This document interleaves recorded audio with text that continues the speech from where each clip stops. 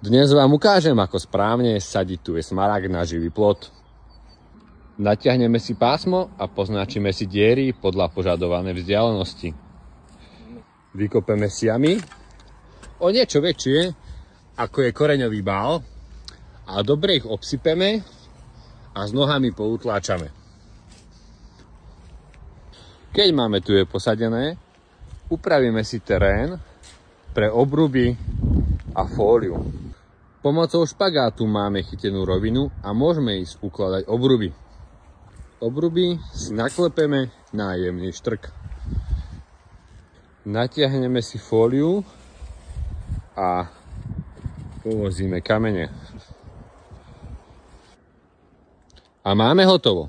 Aktuálnu ponuku tují a iných rastlín nájdete na zahradario.sk.